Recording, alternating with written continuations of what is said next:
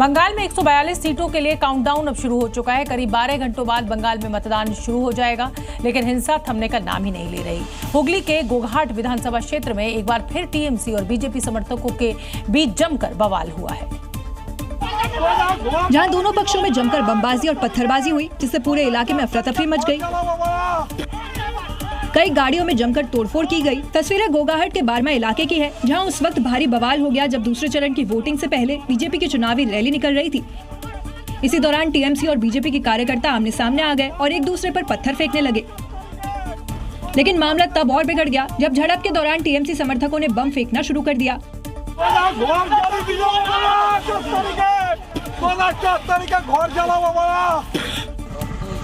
इस दौरान कई गाड़ियों में भी जमकर तोड़फोड़ हुई। घटना में बीजेपी के कई समर्थक घायल हो गए। वहीं सूचना मिलते ही सुरक्षा बल मौके पर पहुंची और हालात को काबू में किया। साथ ही हमला करने वाले कई आरोपियों को उनके घर से पकड़ा और थाने ले गई।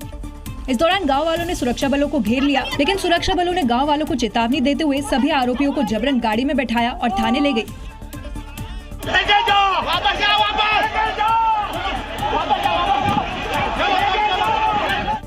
बंगाल के दूसरे चरण के चुनाव प्रचार के दौरान भी जमकर बवाल हुआ। कहीं पत्थर तो कहीं समर्थक आपस में लड़ते दिखाई दिए, तो कहीं देशी बमों का जखीरा बरामद किया गया। इस दौरान दक्षिण 24 परगना का फाल्टा बवाल का एपिसेंटर बना, जहां उपद्रवियों को पकड़ने के लिए सर्च ऑपरेशन में जुटे सुरक्षा बलों के ही खिलाफ टीएमसी समर्थकों ने मोर्चा खोल दिया। एक तरफ फ्री एंड फेयर इलेक्शन के लिए केंद्रीय बल के जवान जहां सर्च ऑपरेशन में जुटे हैं, वहीं टीएमसी समर्थक उनका रास्ता रोकते नजर आ रहे हैं। यही नहीं, जब कुछ उपद्रवियों को जवान अपने साथ ले जा रहे थे तो समर्थकों ने उन्हें घेर लिया और नारेबाजी शुरू कर दी।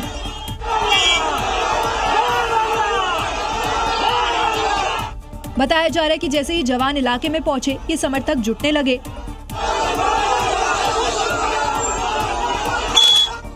वो सुरक्षा कर्मियों को लगातार उकसा रहे थे, लेकिन जवान बेहद संयमित होकर अपने काम में जुटे थे। यहाँ के टीएमसी प्रत्याशी और उनके समर्थक लगातार पुलिस प्रशासन और सुरक्षा बलों के खिलाफ विरोध प्रदर्शन कर रहे हैं।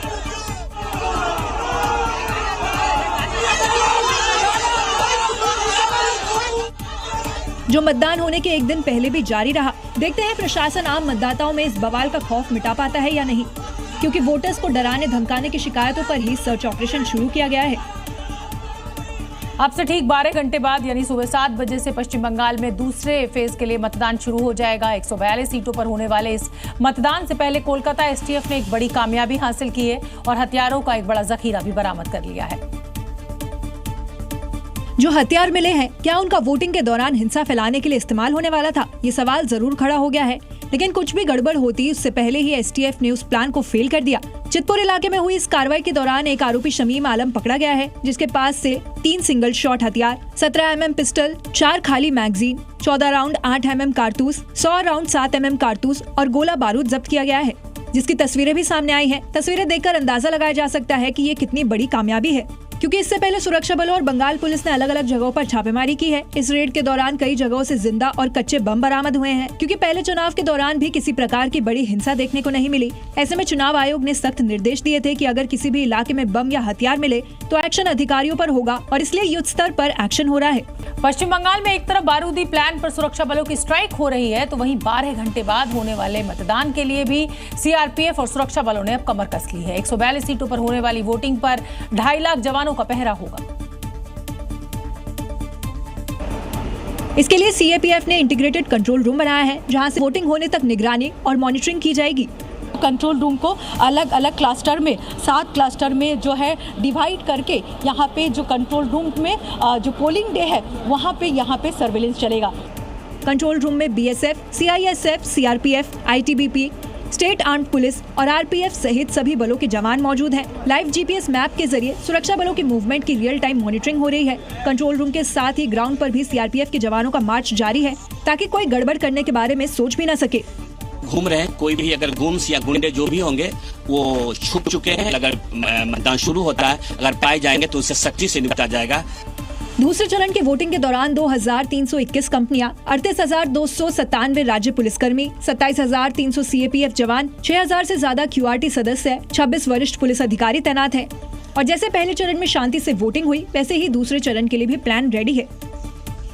बंगाल में दूसरे चरण के मतदान के लिए अब सिर्फ 12 घंटे का वक्त बचा है। प्रचार का शोर थमे हुए भी 24 घंटे से ज्यादा का समय बीत चुका है। लिहाजा प्रत्याशी डोर टू डोर कैंपेन में आज की रात अपनी पूरी ताकत झोंकने वाले हैं कि वोटर्स को वो किसी भी तरह अपनी ओर कर सके, हवा का रुख अपनी ओर मोड़ सके। अब नजरें वोटर्स पर है कि वो किस पार्टी और किस प्रत्याशी के ऊपर अपनी उम्मीदों को खरा उतरते देखेंगी।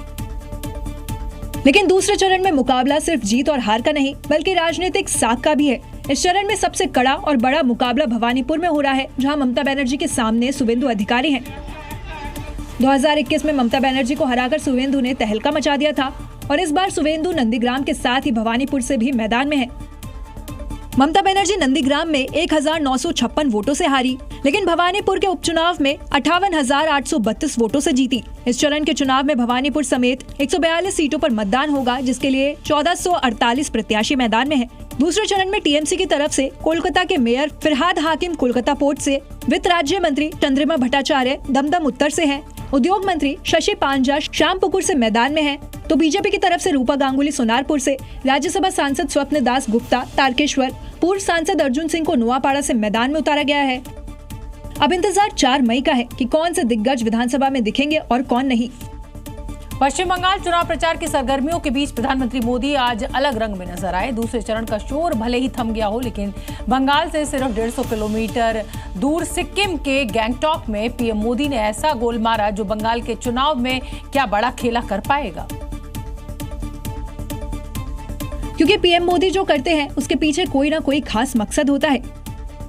पीएम मोदी ने सिक्किम के गैंगटॉक में आज बच्चों के साथ फुटबॉल खेला। इस दौरान प्रधानमंत्री कभी खुद गोल मारते दिखे तो कभी बच्चों का हौसला बढ़ाते हुए टीम का जोश हाई करते दिखाई दिए।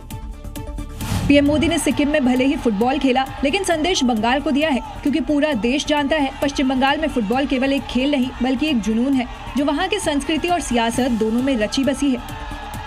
आपको याद होगा पिछले चुनाव में ममता बनर्जी ने फुटबॉल के साथ खेला होबे का नारा दिया था, तो वहीं इस बार दूसरे चरण की वोटिंग से पहले पीएम मोदी ने फुटबॉल खेलकर बड़ा मैसेज दे दिया है। पिछली बार तो ममता ने जीत दर्ज कर सरकार भी बनाई थी, लेकिन इस बार उनके लिए ये चुनाव किसी अग्नि परीक्षा से कम नहीं है। इस बीच पीएम मोदी ने गैंगटॉक में गोल करते हुए ये इशारा भी कर दिया कि इस बार बड़ा खेला होने वाला है।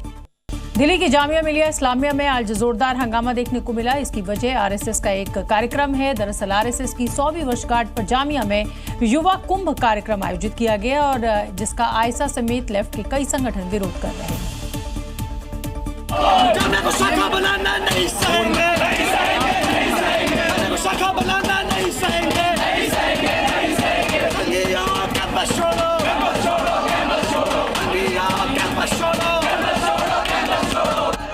लेफ्ट के छात्र संगठन आरएसएस के युवा कुंभ कार्यक्रम को फौरन रद्द करने की मांग कर रहे हैं। साथ ही ऐसे कार्यक्रम को अल्पसंख्यक छात्रों की गरिमा और सुरक्षा के खिलाफ बता रहे हैं।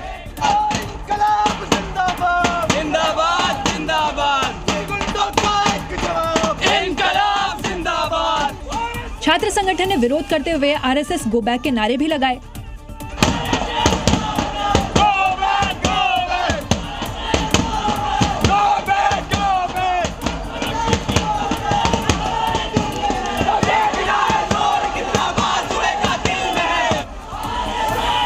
जहां एक तरफ लेफ्ट छात्र संगठन कार्यक्रम को रद्द करने की मांग कर रहे हैं, तो वहीं दूसरी तरफ हालात को देखते हुए दिल्ली पुलिस अलर्ट हो गई है। पुलिसकर्मी यूनिवर्सिटी के अंदर और बाहर निगरानी कर रहे हैं।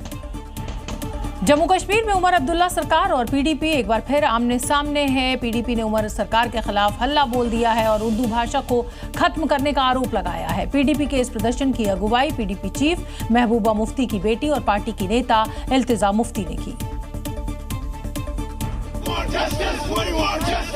पीडीपी का आरोप है कि उमर सरकार उर्दू को खत्म करने की साजिश रच रही है। विवाद की वजह राजस्व विभाग की भर्ती परीक्षाओं में उर्दू ज्ञान को ऑप्शनल कर देना है। बस सरकार के खिलाफ पीडीपी को एक मुद्दा मिल गया और पीडीपी समर्थक उर्दू में लिखे पोस्टर लेकर नारेबाजी करने पहुंच गए।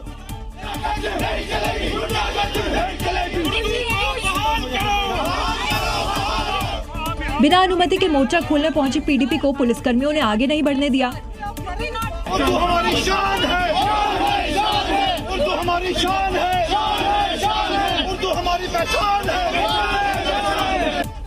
इस दौरान पुलिस और आंदोलनकारियों में खूब धक्का मुक्की हुई, जिस पर इल्तिजा भड़क उठी। मैं एक लड़की हूँ, आप मेरा दुपट्टा खींच रहे थे आते वक्त। I am very sorry to say sir, there is a way to behave, please don't misbehave. इसी ने मिसबिहेव। हम यहाँ पीसफुली प्रोटेस्ट करने आए हैं। विधानसभा चुनाव में 3 सीटों पर सिमटी पीडीपी अब इसे लेकर बड़े अभियान की तैयारी में है, ताकि खोई जमीन वापस हासिल कर सके। बागेश्वर धाम के पीठाधीश्वर पंडित धीरेन्द्र कृष्ण शास्त्री और बिहार के नेता तेज प्रताप यादव इन दिनों एक वीडियो को लेकर काफी चर्चा में हैं। दोनों के बीच वीडियो कॉल पर बातचीत हुई है और इस बातचीत ने राजनीतिक गलियारों में एक नई चर्चा छेड़ दी है। मेरा राजनीतिक देखिए, तेज प्रताप यादव और पंडित धीरेन्द्र कृष्ण शास्त्री आपस में बातचीत करते हुए नजर आ रहे हैं और इस एक वीडियो कॉल से नई बहस शुरू हो गई है। आप भी सुनिए कि तेज प्रताप ने ऐसा क्या कह दिया। मेरा राजनीतिक देख लीजिएगा, मेरा राजनीतिक देख लीजिएगा, राजनीतिक। इस पर धीरेन्द्र शास्त्री ने भी मुस्कुराते हुए जवाब दिया, बिल्कुल पक्का, हम और आप बैठेंगे जब आप यहाँ आएंगे। बिल्कुल पक्का, हम और आप बैठेंगे जब आप यहाँ आएंगे।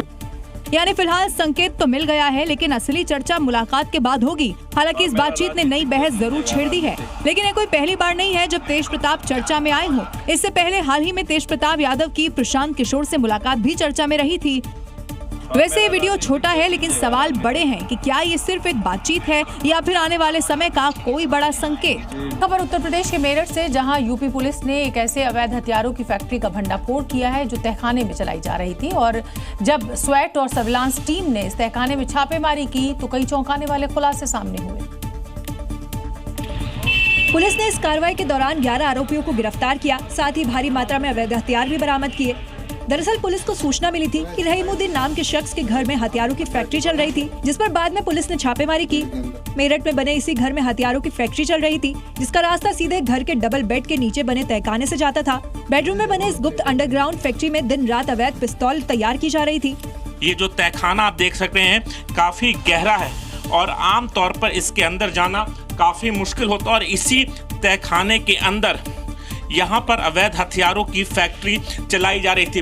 अब तक सामने आई जांच के मुताबिक रहीमुद्दीन ने ये पूरा नेटवर्क खड़ा किया था, जिसमें गांव के लोगों को शामिल किया था, फिर आसपास के जिलों के हथियार तस्करों को जोड़ा। फिलहाल यूपी पुलिस ने मेरठ के कालीन भैया बन रहे रहीमुद्दीन के पाताल लोक को भी ध्वस्त कर दिया है और अब उसका साथ देने वालों की भी तलाश शुरू कर दी है। महाराष्ट्र के ठाणे से बाउंसर्स और ग्रामीणों के बीच विवाद का वीडियो सामने आया है, जहां कब्जा करने को लेकर विवाद छिड़ गया है। इस दौरान लाठी डंडे और पथराव तो हुआ ही, बुलडोजर भी यहां पहुंच गया। दरअसल ठाणे के घोलड़ बंदर इलाके में जमीन पर कंपनी कंस्ट्रक्शन करा रही थी, लेकिन ग्रामीणों का आरोप है कि कंपनी उनकी जमीन पर कब्जा कर रही है। इससे गुस्साए ग्रामीण वहां मौजूद बाउंसरों से भिड़ गए।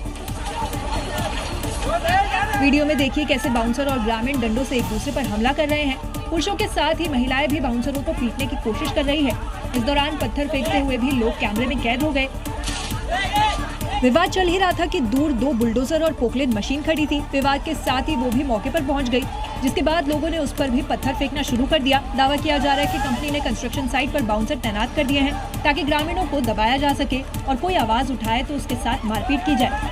क्या पाकिस्तान के पूर्व प्रधानमंत्री इमरान खान को असीम मुनीर धीमी मौत मार रहे हैं? क्योंकि इमरान खान का चेकअप अच्छे हॉस्पिटल में करवाने की जगह उनकी परिवार जो बार बार मांग कर रहा है वो जेल प्रशासन ने ठुकरा दिया है। तो क्या पाकिस्तान में सियासी प्रतिशोध वाला काला इतिहास एक बार फिर दोहराया जाएगा? ऐसा इसलिए क्योंकि इमरान खान की बहन को शक है कि जेल में इमरान खान को ऐसी चीज दी गई है जिसकी वजह से उनके शरीर में खून के थक्के जम गए हैं, जिससे उनकी दूसरी आंख भी जा सकती है। इमरान खान की बहन अलीमा खान का कहना है कि जेल में इमरान के साथ जो ज्यादती हो रही है उसे शहबाज और मुनीर का बच निकलना मुश्किल है। तो क्या पहले जेल में नियाजी की आंख छीनने के बाद अब उनको धीमा जहर देकर जान लेने की कोशिश हो रही है? ईरान और अमेरिका के बीच युद्ध रुकवाने का दावा करके पूरी दुनिया में शांति दूत बनने की बात पाकिस्तान लगातार कह रहा है। अब अफगानिस्तान में आम लोगों को निशाना बना रहा है पाकिस्तान, और एक बार इसको देखा जाए तो फिर पाकिस्तान ने अपनी असलियत दिखा दी है। पाकिस्तान ने यहाँ यूनिवर्सिटी को निशाना बनाया है।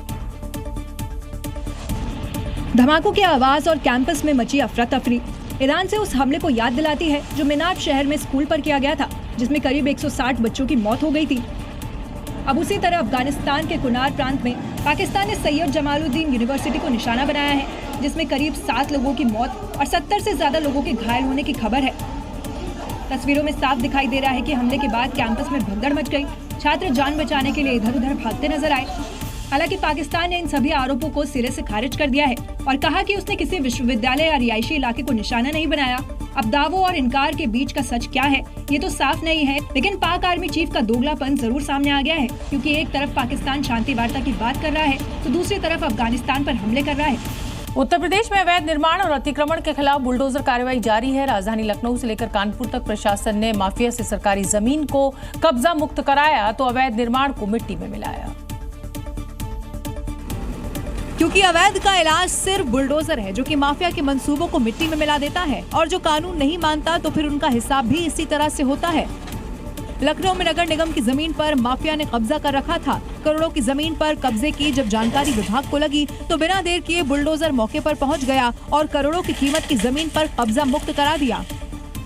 कानपुर में 15 एकड़ पर बन रही कॉलोनी अब समतल कर दी गई है। बिना नक्शा पास किए अवैध तरीके से निर्माण ये किया जा रहा था। जब विभाग ने कॉलोनी को लेकर जानकारी मांगी तो पूरा सच सामने आ गया। बस फिर क्या था, कॉलोनी डेवलप होने से पहले ही मलबे में तब्दील हो गई। संभल के कारवा सराय इलाके में भी योगी सरकार का बुलडोजर चल गया है। एएसआई की संरक्षित भूमि पर अवैध तरीके से 35 परिवार रह रहे थे। उन्हें हिदायत देकर एक्शन लिया गया, जिसके बाद कुछ लोग खुद ही अपना कब्जा तोड़ते हुए नजर आए। उत्तर प्रदेश के आजमगढ़ में पुलिस ने 4 गो तस्करों को गिरफ्तार किया है, जबकि 5वें के घर में छिपे होने की खबर मिली है। और इसके बाद एसएचओ अपनी टीम के साथ इस गो तस्कर को गिरफ्तार करने उसके घर पहुंच गए और वहां पहुंचते ही एसएचओ ने जो किया उसे देखकर बाकी पुलिस वाले भी हैरान रह गए, क्योंकि एसएचओ साहब उस गौ तस्कर को गिरफ्तार करने के लिए इतने उतावले थे कि दरवाजा खुलने तक का भी इंतजार नहीं किया। पहले लेफ्ट साइड वाले दरवाजे पर एक जोरदार लात मारते हैं। शायद उन्हें लगता है कि ये दरवाजा टूटने वाला नहीं है, तो वो दूसरे दरवाजे पर जोर आजमाइश करने लगते हैं। एक के बाद एक उस दरवाजे पर वो 2 लात मारते हैं, लेकिन ये दरवाजा भी टस से मस नहीं होता। पर एसएचओ साहब हार मानने वाले नहीं थे। वो इस बार दरवाजे पर पूरी ताकत के साथ 3 जोरदार किक लगाते हैं। हालांकि एसएचओ के दया वाले अवतार के बावजूद दरवाजे हैं कि टूटे ही नहीं। 3 कोशिशों के बावजूद भी जब दरवाजे नहीं टूटे तो पुलिस वाले दरवाजे को पीटने लगे, जिसके बाद घर के अंदर से आरोपी का भाई बाहर आया, जिसे पुलिस वाले अपने साथ ले गए। बताया जा रहा है कि आरोपी गो तस्कर का भाई भोपाल की एक यूनिवर्सिटी में एमटेक की परीक्षा देकर घर लौटा था। हालांकि बाद में पुलिस ने पूछताछ कर उसे छोड़ दिया, लेकिन जिस तरह गो तस्कर के घर पर एसएचओ साहब ने दया अवतार दिखाया, उसकी जमकर चर्चा हो रही है। महाराष्ट्र के नासिक से मेडिकल कॉलेज में एक दर्दनाक हादसे की तस्वीरें हमें मिली हैं, जहां इक्विपमेंट ट्रॉली में सिर फंसने से एक हाउसकीपिंग का काम करने वाली महिला की मृत्यु हो गई। हादसा सामने लगे सीसीटीवी में कैद हो गया। सीसीटीवी में देखिए, महिला इक्विपमेंट ट्रॉली वाली जगह से नीचे देखने लगती है। अचानक ऊपर से इक्विपमेंट ट्रॉली आती है और महिला का सिर दब जाता है। आवाज सुनकर एक मरीज वहां आता है, लेकिन डर के मारे वो मदद के लिए भागता है। एक एक कर वहां डॉक्टर और नर्स की भीड़ लग जाती है। सब मिलकर ट्रॉली को ऊपर उठाकर महिला को निकालने की कोशिश करते हैं, लेकिन वो नाकाम रहते हैं। हालांकि काफी देर के बाद महिला को वहां से निकाला जाता है और इलाज किया जाता है, लेकिन महिला की मौत तब तक हो चुकी होती है। महिला का नाम ज्योति अहिरे बताया गया। अब इस बात की जांच की जा रही है कि ये किसकी लापरवाही है जिसने एक महिला की जान ले ली। गुजरात के सूरत से दिन दहाड़े बैंक में लाखों की लूट को अंजाम दिया गया। यहां हथियार बंद करीब 5 बदमाशों ने बैंक में घुसकर कर्मचारियों को बंधक बना लिया और लाखों की नकदी लेकर फरार हो गए। ये तस्वीरें सूरत के वाछा इलाके की है, जहां दिन दहाड़े 5 लुटेरे बैंक से निकलते हुए दिखाई दे रहे हैं। पहले एक एक कर ये 5 बैंक में घुसते हैं और अंदर आते ही स्टाफ और ग्राहकों पर बंदूक तान देते हैं। मोबाइल छीन लिए और बैंक का अलार्म सिस्टम तक साइलेंट कर दिया। इसके बाद बदमाश सीधे कैश काउंटर पर पहुंचे और कैश बैग में भरने लगे। ये पूरी वारदात सीसीटीवी कैमरे में कैद हो गई। लूट के बाद लुटेरे बिना किसी घबराहट के 50 लाख रुपए लेकर आराम से फरार हो गए। घटना के बाद इलाके में हड़कंप मच गया। पुलिस मौके पर पहुंची और अब पूरे शहर में नाकेबंदी कर तलाशी अभियान चलाया जा रहा है, क्योंकि दिन दहाड़े ऐसी वारदात सुरक्षा व्यवस्था पर बड़े सवाल खड़े करती है। अब नजर पुलिस की कार्रवाई और आरोपियों की गिरफ्तारी पर है। मध्य प्रदेश के ग्वालियर में दिन दहाड़े दरोगा के भतीजे और उसके साथियों ने फायरिंग और मारपीट की घटना को अंजाम दिया। यहां एक पुराने विवाद ने हिंसक रूप ले लिया और गोलियां चलने तक की नौबत पहुंच गई। ये पूरी घटना यहां लगे सीसीटीवी में कैद हो गई। गोलियों की तड़तड़ाहट ग्वालियर के माधोगंज इलाके में गूंजती सुनाई दी। फायरिंग करने वाला कोई और नहीं बल्कि दरोगा का भतीजा है, जिसके हाथ में हथियार है और उसके साथियों के हाथ में लाठी डंडे। दरअसल 2 पक्षों के बीच पुराना विवाद था। उसी के चलते दोनों पक्षों के बीच पहले कहासुनी हुई और फिर देखते ही देखते मामला हिंसक हो गया। मारपीट शुरू हुई और फिर दरोगा के भतीजे ने फायरिंग शुरू कर दी। इस दौरान पूरी गली में सन्नाटा पसर गया। ये पूरा मामला सीसीटीवी में कैद हो गया, जिसमें आरोपी भागते हुए गोलियां चलाते नजर आ रहा है। फिलहाल पुलिस ने शिकायत के आधार पर मामला दर्ज कर जांच शुरू कर दी है, क्योंकि कानून का डर और समय पर कार्रवाई जरूरी है, वरना छोटे विवाद जब हथियार तक पहुंच जाए तो खतरा कई गुना बढ़ जाता है। महाराष्ट्र के मुंबई से पहलगाम जैसा ही एक हमला सामने आया है। यहाँ जुबैर नाम के एक शख्स ने 2 गार्ड्स को धर्म पूछकर चाकू मार दिया। बताया जा रहा है कि आरोपी ने धर्म पूछने के बाद कलमा पढ़ने को भी कहा था और ऐसा ना करने पर उन्होंने गार्ड्स को जो चाकुओं से गोद दिया। बिल्कुल वैसे ही जैसे 22 अप्रैल 2025 को पहलगाम में आतंकियों ने किया था। आतंकियों ने धर्म पूछा और बेगुनाहों को मार दिया, वैसा ही जुबैर ने मुंबई के मीरा रोड पर किया। हमले के वक्त के आरोपी की तस्वीर भी सामने आई है, जिसमें वो हाथ में चाकू लिए दिख रहा है। आरोपी ने गार्ड से धर्म पूछा, कलमा पढ़ने को कहा और फिर चाकू मारकर फरार हो गया। हालांकि सीसीटीवी के आधार पर आरोपी को पकड़ लिया गया है। निर्माणाधीन बिल्डिंग के घायल गार्ड सुब्रतो ने बताया कि आरोपी ने पूछा हिंदू हो, जब हाँ कहा तो हमला किया। वहीं राजकुमार मिश्रा के कलमा नहीं पढ़ने पर उस पर चाकू से अटैक किया गया, जिसके बाद दोनों का इलाज जारी रहा। सुब्रतो सेन नाम का जो सुरक्षा कर्मी था वो यही खड़ा था, दर्द से करा रहा था। एक ही को लेके गया मैं सुब्रतो, पीठ पे ही लगी थी खाली। अच्छा। मिश्रा जी को वो अपना चले गए तब ना अकेले हॉस्पिटल। मामले में अब एनआईए के साथ एटीएस की एंट्री हो गई है, क्योंकि अधिकारियों को लोन वुल्फ हमले का अंदेशा है और वजह है उसके घर से मिला सामान। मीरा रोड के नया नगर में हुए सुरक्षा गार्ड्स पर हमले के बाद अब जांच एजेंसियां एक्शन में नजर आ रही हैं। हर एंगल से जांच चल रही है। आरोपी जुबैर अंसारी के घर पहुंचकर पुलिस को आईएसआईएस से लिंक उसके जो थे वो मिले हैं। आरोपी जुबैर के आईएसआईएस को लिखे नोट्स और डॉक्यूमेंट्स मिले हैं। नोट्स में आईएसआईएस, लोन वुल्फ, जिहाद, गाजा जैसे शब्द लिखे गए हैं। आईएसआईएस को लिखे नोट्स में कुछ अंग्रेजी लाइनें भी लिखी हैं। हालांकि पुलिस ने अभी ये खुलासा नहीं किया है कि नोट्स में क्या कुछ लिखा था। अकेले भेड़िए तुम पर झपट पड़ेंगे, तुम मुशरिकों को अब से बिलादे हिंद में असली जिहाद दिखेगा। लोगों परिवार गाजा का जिक्र वाली कुछ अधूरी लाइनें भी इसमें लिखी हुई थी और इन सब के आधार पर एटीएस अब इसकी कुंडली को खंगाल रही है। साथ ही इस बात की जांच भी कर रही है कि अटैक प्लान था या फिर अचानक किसी विवाद की वजह से ये अटैक हुआ। मुंबई के चाकू कांड में आरोपी जुबैर अंसारी को लेकर चौंकाने वाला खुलासा हुआ है। वो ग्रेजुएट होने के साथ ही 9 साल तक अमेरिका में रहा है। हालांकि नौकरी न मिलने के बाद वो भारत लौटा और मुंबई में रहने लगा। जिस फ्लैट नंबर 304 में वो रहता था वो अब पुलिस ने सील कर दिया है और दावा है कि इस फ्लैट में एक महिला भी रहती थी, जिसे वो अपनी मां बताता था। 1-1.5 साल से वो यहाँ रह रहा था, लेकिन किसी भी पड़ोसी से वो कोई बातचीत नहीं करता था। उसके साथ एक महिला होती थी जो बुरके में उसके साथ ही जाती और साथ ही आती, लेकिन जब पुलिस यहाँ पर आई तो वो बुरके वाली महिला पुलिस को हाथ नहीं लगी। जी मीडिया के कैमरे पर पड़ोसियों ने बताया कि वो किसी से बात नहीं करता था और फ्लैट में ही रहता था। मुझे उसने उनको बताया था हम घर से कम होम फ्रॉम बोल। बातचीत नहीं, रमजान में देना लेना नहीं, क्या कभी हाई करके भी मालूम नहीं हम। सूत्रों के मुताबिक जुबैर अंसारी साइंस ग्रेजुएट है और 2010 से 2019 तक अमेरिका में रहा। नौकरी नहीं मिलने पर वो वापस लौटा और ऑनलाइन केमिस्ट्री कोचिंग देने लगा। एजेंसियों को शक है कि अकेलेपन के दौरान वो इंटरनेट के जरिए कट्टरपंथी विचारधारा से प्रभावित हुआ। देवेंद्र फडणवीस सरकार ये सब जिहादियों के पीछे और इसके पीछे जो फंडिंग हो रहा है ये मालेगांव से ऑपरेट हो रहा है। जांच एजेंसी और पुलिस अब उस बुरके वाली महिला की तलाश में है, साथ ही जुबैर के कनेक्शन का पता लगा रही है। महाराष्ट्र से एक बार फिर ऐसी खबर सामने आई है जिसने हर किसी को हैरान किया है। अमरावती सेक्स स्कैंडल के बाद अब कोल्हापुर से एक नया मामला सामने आया है, जहां शाहिद सनदी ने कई लड़कियों को अपना शिकार बनाया। दोनों के चेहरे भले ही 2 अलग अलग हैं, जगह भी दूसरी है, लेकिन इन चेहरों के पीछे छिपा शैतान एक ही जैसा है। अमरावती का अयाज तो गिरफ्तार हो चुका है, उसकी डेंटिंग पेंटिंग भी हो चुकी है, लेकिन अयाज जैसा ही घिनौना खेल शाहिद भी खेल रहा था, जो कि हाथ जोड़कर अपने कारनामों की कहानी बयां कर रहा है। माझं नाव शाहिद समीर सनदे, मी राहणार शिरोली ग्रामपंचायत जवळ कागली गल्ली, माझा फोन नंबर 7385545016। माझं अनेक हिंदू मुलींशी संबंध होते, शारीरिक संबंध होते। आपको बता दें कि शाहिद सनदी पर आरोप है कि उसने 10 से ज्यादा लड़कियों को प्यार के जाल में फंसाया और उनके अश्लील वीडियो बनाए, फिर वीडियो का इस्तेमाल कर उन्हें ब्लैकमेल किया गया। इस घटना के सामने आने के बाद पूरे कोल्हापुर में सनसनी फैल गई। हिंदू संगठन विरोध में उतर आए और इसमें लव जिहाद के आरोप लगाए गए।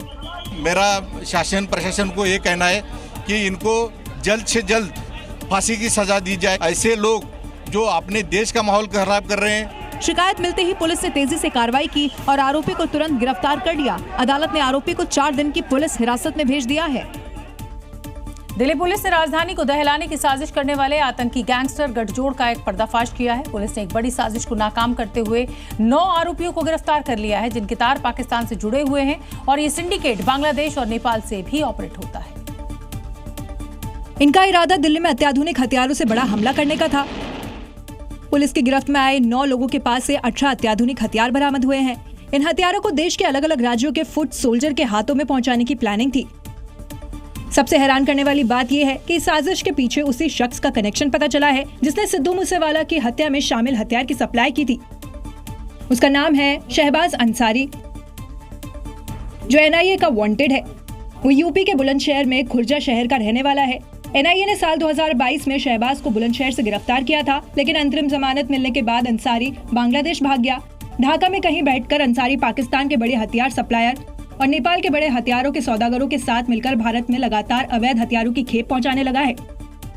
खुर्जा में अंसारी का पूरा परिवार भारत का एक बदनाम आर्म सप्लायर परिवार बन चुका है, जिसके परिवार के सदस्यों को यूपी पुलिस, दिल्ली पुलिस और एनआईए पहले भी गिरफ्तार कर चुकी है। देश के कई राज्य इस समय भीषण गर्मी की चपेट में है, लेकिन यूपी का बांदा तो गर्म तवे की तरह दहक रहा है। यहाँ तापमान 47 डिग्री के पार पहुंच गया है और वो भी अप्रैल का अंतिम इस समय चरण चल रहा है। उस समय सिर्फ बांदा ही नहीं, यूपी के कई दूसरे शहर भी बुरी तरह से तप रहे हैं, जिस वजह से अस्पतालों में डिहाइड्रेटेड जो पेशेंट्स है वो ज्यादा भर्ती हो रहे हैं। डेडिकेटेड हीट स्ट्रोक सेंटर्स हालांकि यहाँ पर एक्टिव कर दिए गए हैं, लेकिन भीड़ इतनी ज्यादा लग रही है इस गर्मी से परेशान बीमार लोगों की कि संभालना मुश्किल हो रहा है। जहां लू और धूप लगने से बीमार हुए लोगों का इलाज होगा। योगी सरकार ने यूपी के बांदा समेत कई जिलों में बढ़ती गर्मी को देखते हुए सभी सीएचसी में हीट स्ट्रोक सेंटर्स यूनिट खोलने का निर्देश दे दिया है। दरअसल यूपी के बांदा में तापमान लगातार ऊपर जा रहा है, जिसने प्रशासन के हाथ पांव फुला दिए हैं।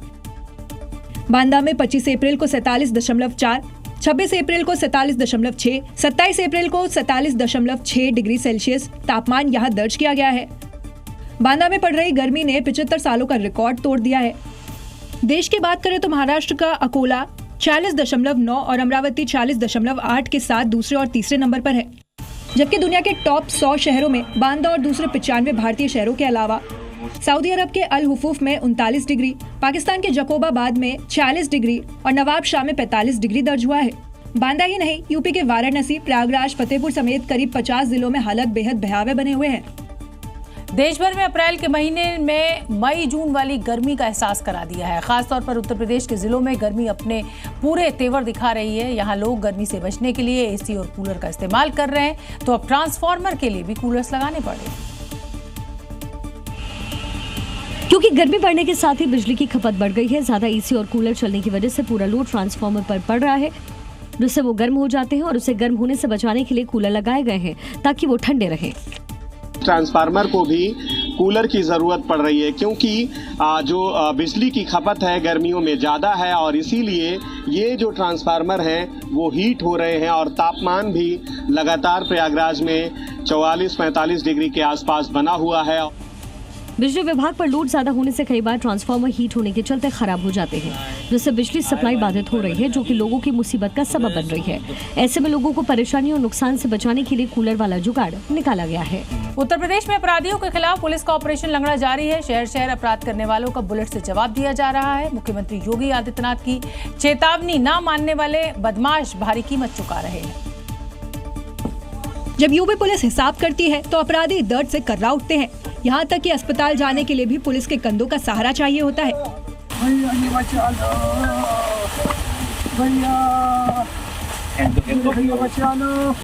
मुठभेड़ में लंगड़े हुए ये कुख्यात अपराधी शकील उर्फ घोड़ा है, जो लोगों को टारगेट कर उनसे लूटपाट करता था। योगी फोर्स ने इसका बुलेट से हिसाब कर दिया। अपराधी कोई भी हो, माफिया कोई भी हो, अगर उसने कहीं दुस्साहस किया तो मान करके चलिए कि वह अपने उस दुस्साहस के लिए यमराज के पास जाने के लिए अपना टिकट काट रहा है।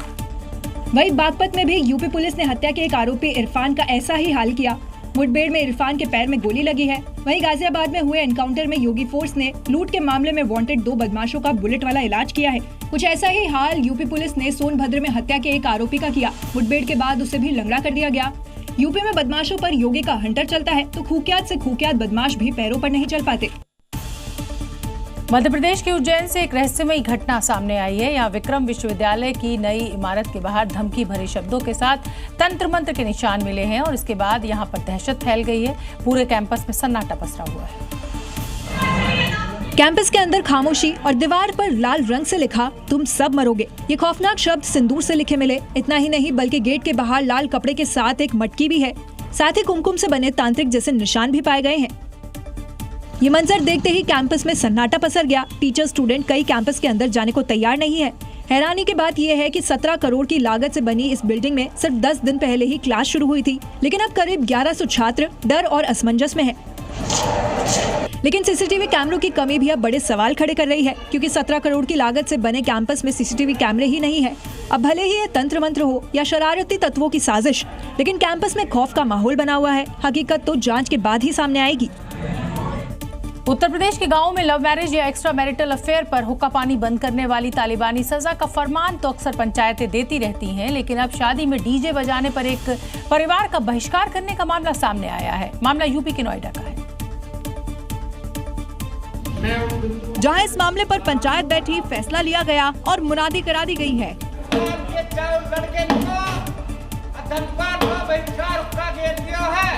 गलती सिर्फ इतनी थी कि इस इलाके में पंचायतों ने शादी में फिजूल खर्ची और डीजे पर रोक लगा रखी है, लेकिन गांव के एक परिवार ने इस फरमान को अनसुना कर दिया और अपने परिवार की एक शादी में डीजे बजवा दिया। बस फिर क्या था, मामले पर पंचायत बैठ गई, जहां कई बिंदुओं पर चर्चा की गई और परिवार का बहिष्कार तक कर दिया गया। मैं उन बिंदुओं में जो बता रहा हूँ और आप उन पर सहमति और असहमति। पहला है बहिष्कार। कोई उनके यहाँ ना जाएगा, ना ब्याह शादी में कोई खाएगा, ना उनको बुलाएगा, दूध नहीं देगा उनको। पंचों ने 2 महीने पहले लिए गए फैसले के टूटने पर ये फरमान सुना और पूरे इलाके को कड़ा संदेश दे दिया, डीजे नहीं बजेगा तो नहीं बजेगा। उत्तर प्रदेश के गोरखपुर में एक युवती की बहादुरी का वीडियो सामने आया है, जहां ज्वेलरी शॉप से सोने की बालियां लेकर फरार हो रहे बदमाशों से ये युवती भिड़ गई। हालांकि काफी देर तक आरोपियों से लड़ने के बाद भी आरोपी फरार होने में कामयाब हो गए, जिसका सीसीटीवी फुटेज सामने आया है। वीडियो में देखिए 2 बदमाश ज्वेलरी दुकान में अंगूठी देख रहे हैं। दोनों बदमाश सोने की बालियां लेकर फरार होने लगते हैं। उसी दौरान युवती भी उनके पीछे भागती है। वीडियो में देखिए एक बदमाश भाग जाता है, लेकिन दूसरे बदमाश को युवती पकड़ लेती है। काफी देर तक उससे लड़ती रहती है। चिल्लाने की आवाज सुनकर एक बुजुर्ग भी बाहर निकलता है, लेकिन वो कुछ नहीं कर पाता। मौका पाकर आरोपी भागने लगता है। थोड़ी दूर जाकर युवती उसे फिर से पकड़ लेती है, लेकिन आखिरकार आरोपी फरार हो जाते हैं। बदमाशों से भिड़ने में युवती को चोटें भी आई। बताया जा रहा है कि आरोपी अंगूठी देखने के बहाने आए थे और चुपके से 20 ग्राम सोने की बालियां चुरा ली। पीड़िता की शिकायत पर पुलिस ने मामला दर्ज कर लिया है और सीसीटीवी के आधार पर आरोपियों की तलाश शुरू कर दी गई। उत्तर प्रदेश के बरेली से ठगी का एक बड़ा मामला सामने आया है, जहां 3 सगी बहनों ने लाखों रुपए की ठगी की। बेरोजगार युवाओं को नौकरी का झांसा देकर ठगी करने वाले इस गिरोह का अब पर्दाफाश हो गया है और खुद को अधिकारी बताने वाली बहनें गिरफ्तार हो चुकी हैं।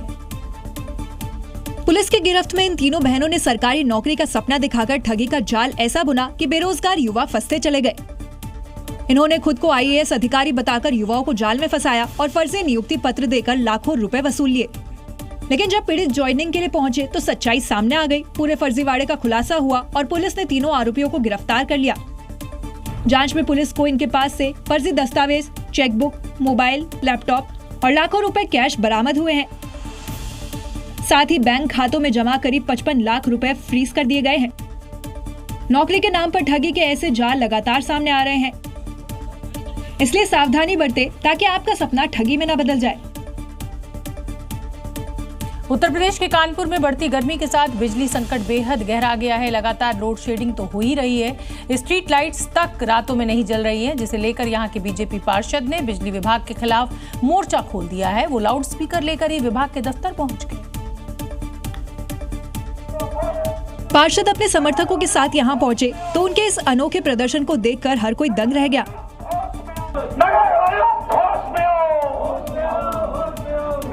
हाथ में लाउडस्पीकर लिए दफ्तर में पहुंचे ये पार्षद महोदय दफ्तर का चक्कर काटते हुए जेई साहब के केबिन में पहुंच गए और उनके टेबल पर जा चढ़े,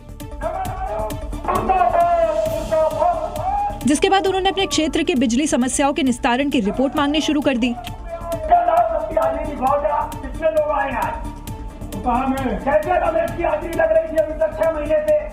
पार्षद के इस कदम के बाद इलाके में लोग तो खुश हैं। देखते हैं उनके इस एक्शन से बिजली आती है या नहीं। वक्त के साथ साथ शादी की रस्में और तौर तरीके भी बदल रहे हैं, लेकिन कभी कभी ये बदलते तौर तरीके विवाद की वजह भी बन जाते हैं। उत्तराखंड के अल्मोड़ा में एक डेस्टिनेशन वेडिंग ने ऐसा ही विवाद खड़ा कर दिया।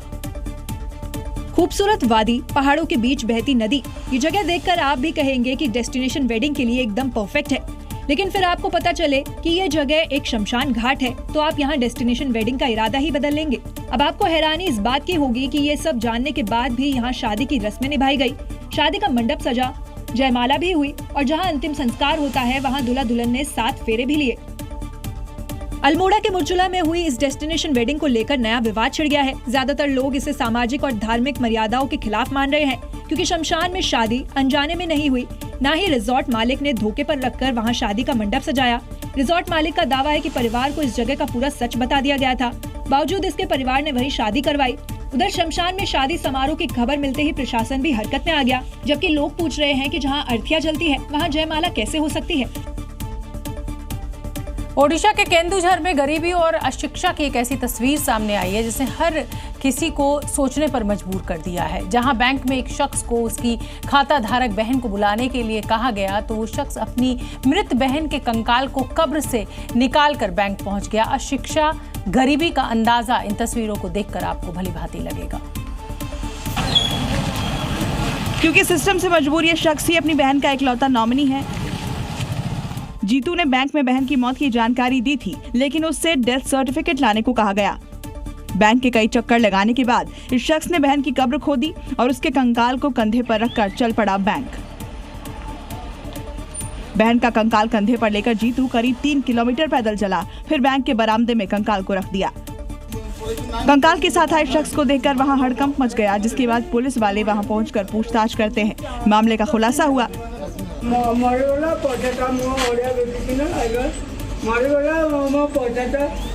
बहन की पत्नी और बच्चे की पहले ही मौत हो चुकी है और अब जीतू ही बहन का नॉमिनी है, जिससे खाते में मौजूद 19,300 रुपए चाहिए थे। आखिर में उसकी मदद करने का आश्वासन देकर पुलिस ने शव को नजदीकी कब्रिस्तान में दफना दिया।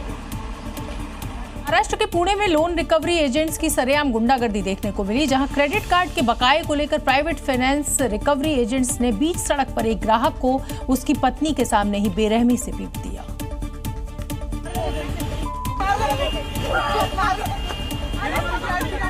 घटना का वीडियो भी सामने आया है, जहां पीड़ित ग्राहक की पत्नी रिकवरी एजेंट से रहम की गुहार लगा रही है और पति को छोड़ देने की बात कह रही है, लेकिन रिकवरी एजेंट्स गुस्से में ग्राहक को लात मारते रहे और थप्पड़ बरसाते रहे। पूरा मामला पुणे के हड़पसर इलाके का है, जहां क्रेडिट कार्ड का बिल न चुकाने को लेकर विवाद हो गया, जिसके बाद ये तीनों रिकवरी एजेंट बकाया रकम लेने के लिए ग्राहक के पास पहुंच गए। शुरुआत में दोनों के बीच बातचीत हुई, लेकिन कुछ ही देर में ये बहस झगड़े में बदल गई और देखते ही देखते मामला इतना बढ़ गया कि दोनों के बीच सड़क पर बीचों बीच मारपीट शुरू हो गई।